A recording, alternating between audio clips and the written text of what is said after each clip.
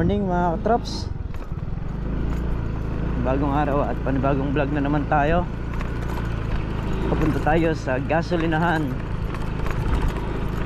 para bumili ng diesel sa kagas at dito nangyari nakahapon sa may mga halaman dito saka yung kalamansi sa baba. So, doon naman tayo sa Ampalaya, doon sa itaas. Doon naman tayo papatubig ngayon. So bali napatubigan ko na rin yung iba nun. Magsasalubungin na lang ulit namin ngayon. Let's go.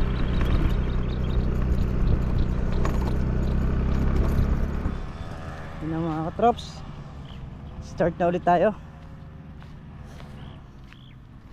ang ating pagpapatubig.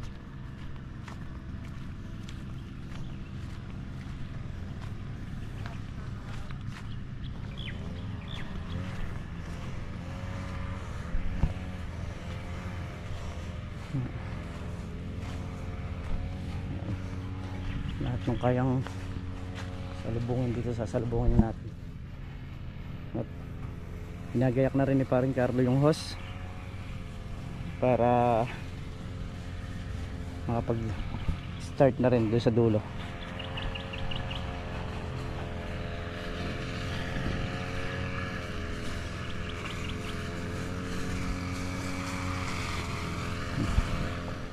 Ayan, pinakasa namin yung low ng rubberize para pagdating doon malakas pa rin yung tubig.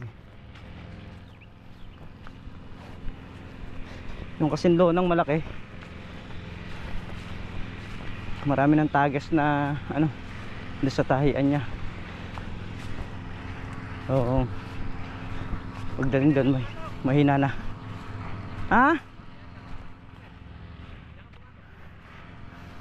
Alam ko naman di umahila dyan eh. Mas mahirap pang kumain ng buntot ng bangos dyan eh. Matinik.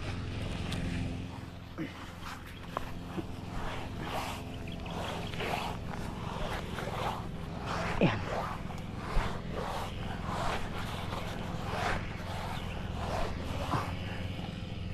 Ayan, okay na.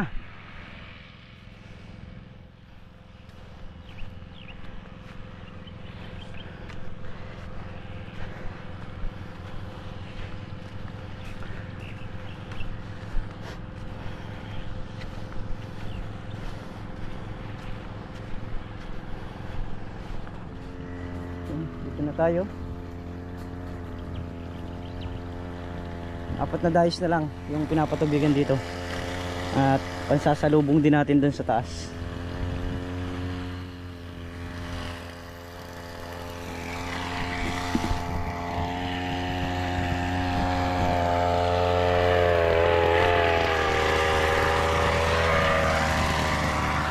Bumuga.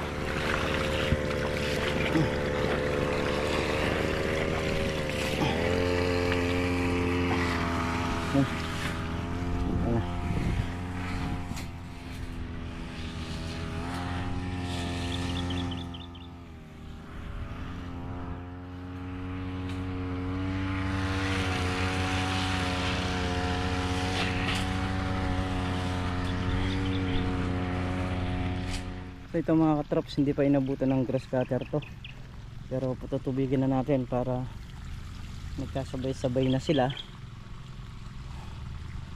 Kahit na bukas o sa makalawag grass cutter okay lang,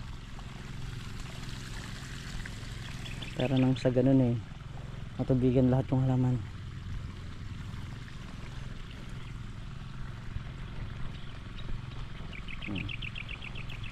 Dito na lang yung di nagagrass cutter nyan, tapos yung taas na lahat ng puro dun. Isang makina pa lang din yung gumagana dahil niyayari pa ni paring Carlo yung 5 butas dun sa dulo. So pag nayari yon, gagamit na natin yung asul na lona, yung rubberize, tututok natin sa robin. Dadalawa sila ron para mabilis yung pagiging pagpapatubig. Sa ganun magkatulong sila. Kasi yung mga loonang itim dito hindi na rin sasadjad doon sa may banda na yon. dahil dito na nga rin nakaharap yan. Saka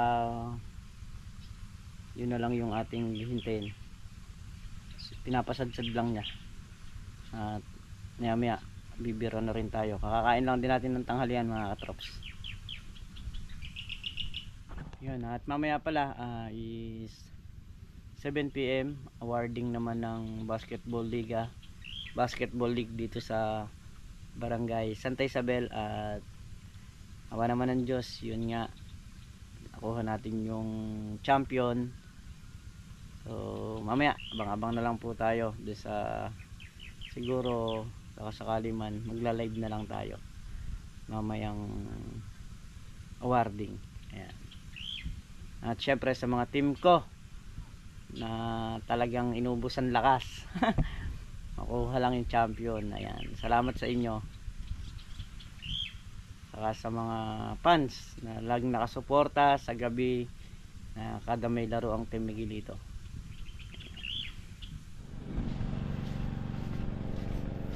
Tumana na yung Robin.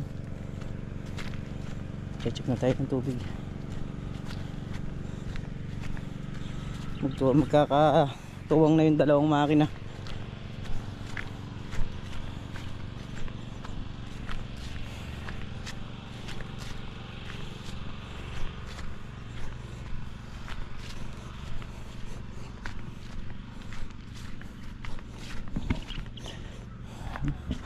Tarik na tarik ang araw ah.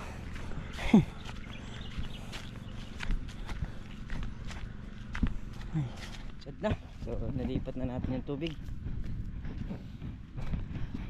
Bali orasan natin kada 10 minutes pupuntahan natin.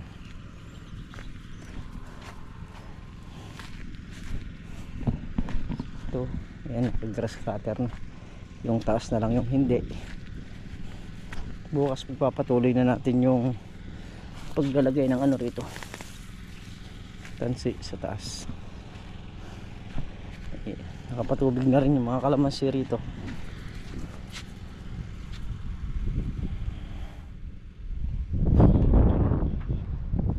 Isa din lang ng gas, naubusan na ng gas. Ay, grabe oh, nakasingit sa akin to. Ay, hindi kita kailangan.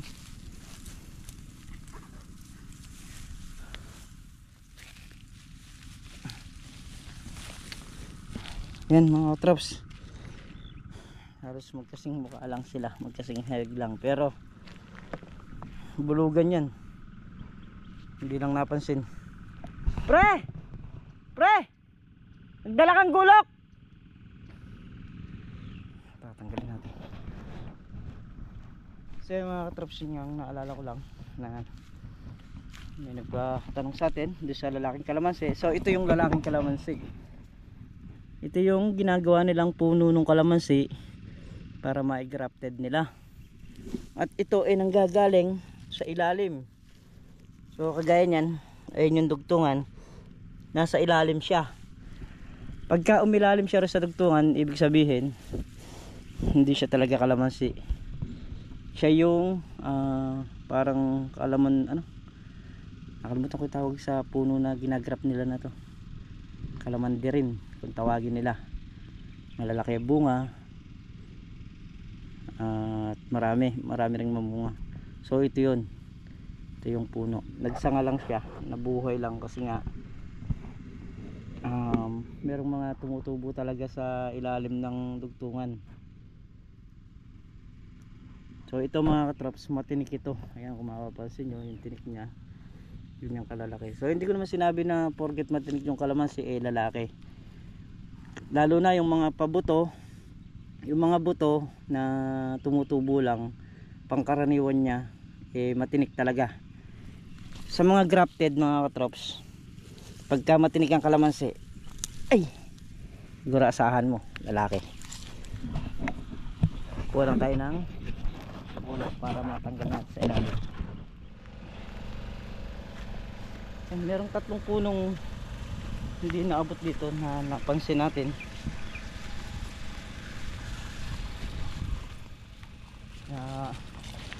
Yun nga, pinaandaran ko at kinuha na natin ng hose para mapaabutan, baka magtampo.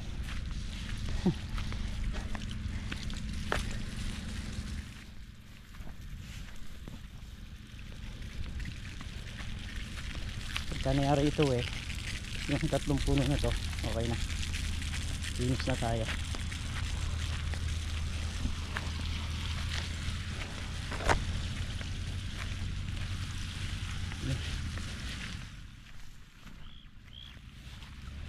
Ito, hindi natin napaabutan ito, yung kalamansing dalawa na yun sa dulo, kaya naman dito ko itinutok para abutan pati yung kalamansing dalawa na yun.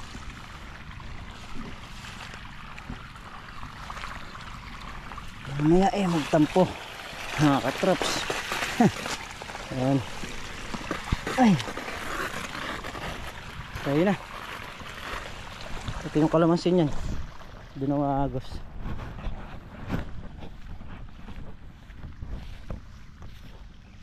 At tapos na tayo dun sa patubigin na ginagampanan ng Robin. Yun na lang nandun na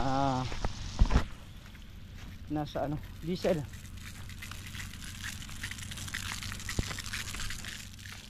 Nandun si paring Carlo, siya yung nakaharap doon.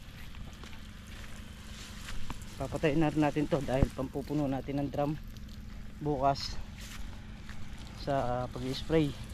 Titingin tayo ng gamot, so unahin ko na raw yung gamot bago yung pataba, kaya gamot muna.